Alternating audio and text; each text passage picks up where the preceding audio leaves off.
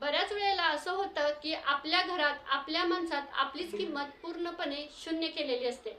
आपल्याला बऱ्याचदा वाटतं अरे आपण तर सगळं करतोय, सगळ्यांच्या मनासारखं करतोय, घरातील सगळं व्यवस्थित करतोय, तरी सुद्धा आपल्याला घरात किंमत दिली जात नाही. आज बऱ्याच अशा ताई आहेत की त्यांना एवढं सगळं करून सुद्धा घरात पूर्णपणे अजिबात व्हॅल्यू नाहीये. मग कुठंतरी आपल्याला मनात वाटतं अरे मी एवढं करून सुद्धा मला किंमत नाही. का हो किंमत नाही? आपली किंमत म्हणजे आपली किंमत कमी करणारे कोण असतं? दुसरे तिसरे कोणी नसून आपण स्वतः असतो. आपण आपल्या हाताने आपली स्वतःची किंमत कमी केलेली असते. काही गरज नसताना आपल्याला सवय असते सगळ्यांच्यात लुडबुड करायची, सगळ्यांना पाहिजे तसं व्यवस्थित प्रॉपर हातात द्यायचं, कोणाला नाही म्हणायचं नाही, कोणाला दुखवायचं नाही. मी जर नाही म्हटलं किंवा कोणाला काही दुखावलं तर त्याला वाईट वाटेल. नेहमी सतत इतरांचा विचार करायचा. आपला कधीच आपण स्वतःचा विचार करत नाही.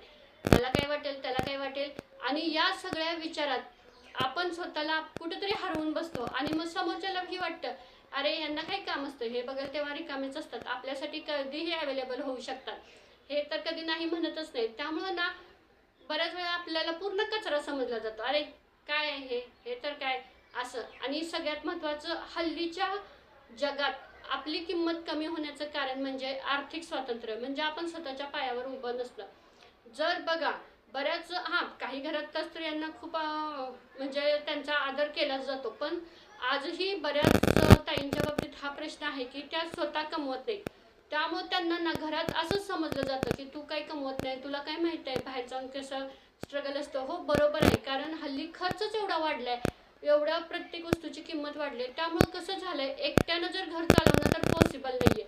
हे जर दोघं थोडंफार, आपण जर घरात थोडंफार काहीतरी काम करत असू तर समोरच्याला सुद्धा आपली व्हॅल्यू आपोआप वाटायला लागते. कारण बघा आता मी माझं स्वतःचं सांगू का, मला सुद्धा बऱ्याच वेळेला असं वाटायचं की अरे मी एवढं करते घरात कोणालाच माझी किंमत नाही. पण नंतर माझ्या गोष्ट लक्षात आलं की आपण दुसऱ्यांच्याकडे माझी किंमत कर, माझा आदर कर असं म्हणण्यापेक्षा आपण ज्या वेळेला स्वतःचा आदर करू त्याच वेळेला आपल्याकडे सगळे येणार आहेत आणि आपला आदर करणार आहेत. जर स्वतः आपल्या घरचा खर्च उचलला, ठीक आहे जास्त नाही, पण एक भाजीपाला असू द्या नाही तर किराणा सामान असू द्या, याचा जरी थोडाफार खर्च उचलला तरी घरच्यांना भरपूर हातभार लागतो. त्यामुळं कळत न कळत आपल्याबद्दल सुद्धा त्यांच्या मनात एक आदर वाढायला लागतो. तुम्ही वाटलं तर प्रयोग करून बघा. कसं होतं, आपण जर ठरवलं ना तर दिवसभर घरातलं काम करू शकतो, नाही ठरवलं ना तर घरातलं काम करून आपल्या स्वतःसाठी वेळ देऊन आपलं एखादं काम सुद्धा करू शकतो आणि त्यातून 2 पैसे सुद्धा कमवू शकतो. तुम्हाला जर खरंच तुमची स्वतःची किंमत दुसऱ्यांनी करावी असं वाटत असेल, तुम्हाला कोणी आदर द्यावा असं वाटत असेल ना, तर तुम्ही काहीतरी जॉब करा किंवा काहीतरी घरातून व्यवसाय करा. हल्ली सोशल मीडियाचा आपल्याला एवढा फायदा आहे, फक्त आपण रील्स बघण्यात किंवा दुसऱ्याचे व्हिडिओ बघण्यात नाही करायचा, तर आपण स्वतः काहीतरी बनवू शकतो. आपण स्वतःचा व्यवसाय काहीतरी करा, कारण हल्ली खूप व्यवसायाची माहिती तुम्हाला यूट्यूबवर मिळत असते. हे बघा, धडपडल्याशिवाय आपल्याला काही मिळणार नाही. आपण जर नुसतंच घरात बसून राहिलो ना तर आपल्यापर्यंत कोण पोहोचणार नाही. आपल्याला जर काहीतरी करायचं असेल तर आपल्याला सुद्धा एक पाऊल पुढे उचलणं गरजेचं असतं. ज्यावेळेला आपण पुढे जाऊ त्याच वेळेला आपल्याकडे कोणतरी येणार आहे. आता कसं होतं तुम्हाला सांगते, ज्या वेळेला आपण स्वतः 4 पैसे कमवतोय ना त्यावेळेला आपलं घरातील काम आपल्याला एक डोक्यात असतं, अरे चला पटपट घरातलं काम आवरायचे आणि आपल्याला आपल्या व्यवसायाकडे लक्ष द्यायचं किंवा आपल्याला कामाकडे लक्ष द्यायचं. त्यामुळे मला कोण काय म्हणतंय, माझी कोण किंमत करतंय का, माझं कोण आदर करतंय का, याकडेच आपल्याला वेळच नसतो ना लक्ष द्यायला. ही कधी, आता आपण म्हणतो अरे माझी कोण व्हॅल्यूज करत नाही, माझी कोण किंमत करत नाही, ही कधी कारणं होतात ज्या वेळेला आपल्याकडे वेळ भरपूर असतो. जर आता म्हणजे मी माझं स्वतःचं उदाहरण सांगते. माझं काम झालं की मला एकतर मशीनचं तरी काम असतं किंवा हे दुसरं तरी काम असतं. मग मला वेळच भेटत नाही ना, माझी कोण किंमत करते का, मग माझं कोण आदर करताय का नाही. आणि मला काम असतं त्यामुळे मी शक्यतो कोणाला जास्त सांगत नाही की चला इकडं जायचं तिकडं जायचं, ज्यावेळी वेळ भेटेल त्यावेळेला बघू. असं म्हणजे जेवढं आपण स्वतःमध्ये बिझी राहू, जेवढं आपण आपल्या कामाला वेळ देऊ ना, तेवढं आपल्याला दुसऱ्यांकडे तक्रारी करायला वेळच भेटणार नाही.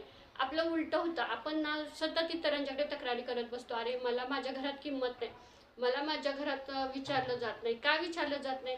आपण स्वतः आपली किंमत झिरो करून घेतलेली आहे.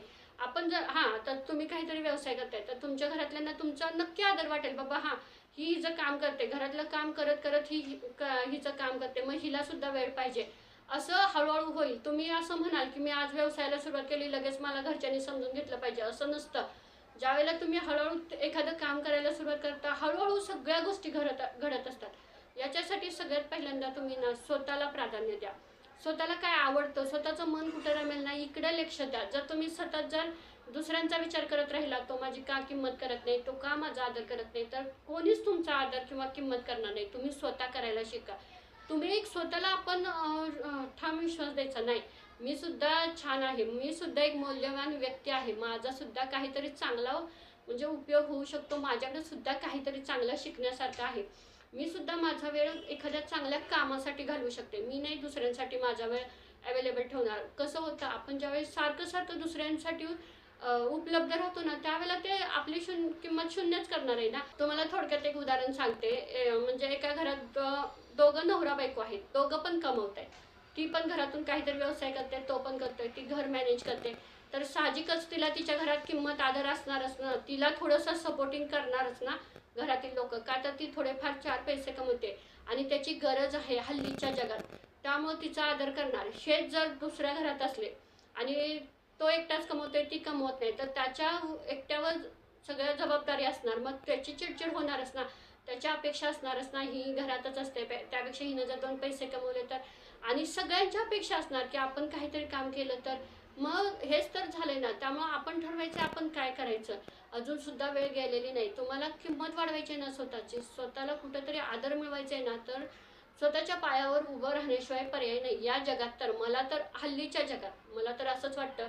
आणि ज्या मी स्वतः बघितलंय, ज्या लेडीज स्वतःला कामात गुरफटून घेतले ना, त्यांना वेळच भेटत नाही तक्रारी करत बसायला की मला कोण का किंमत देत नाही, माझा कोण आदर करत नाही. मी स्वतः काही ना काहीतरी काम व्यवसाय करत असते ना, मला यावरून अनुभव आलाय. पहिली मी तर खूप रडायची, मला सुद्धा वाटायचं कोणीतरी माझं कौतुक करावं, कोणीतरी माझा आदर, म्हणजे ह्या गोष्टी कराव्या. साहजिकच आहे, आपल्याला कौतुक केलेलं खूप आवडतं, पण नाही हो, आपण का अपेक्षा ठेवायचं. आपण फक्त एक सांगू का, आपण आपलं काम करत राहायचं, चांगलं कर्म करत राहायचं. एखाद्याला कधी कधी आपण एखाद्या वेळी जेवण बनवतो, त्यावेळेला आपल्याला साहजिकच वाटतं अरे आपण ह्याच्या आवडीचं जेवण बनवलंय, ह्यानं माझं खरंच कौतुक करावं, पण तो नाही करत ना समोरचा.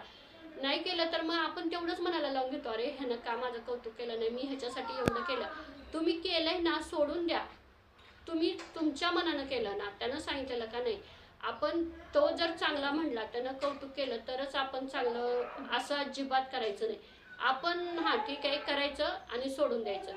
आपण आपल्या स्वतःवर जेवढं ना, आपण स्वतःकडे जेवढं लक्ष देऊ, स्वतःच्या कामात जेवढं व्यस्त राहू ना, तेवढं या सगळ्या गोष्टींपासून लांब राहणार आहे. कारण आपल्याला फरकच पडत नाही ना.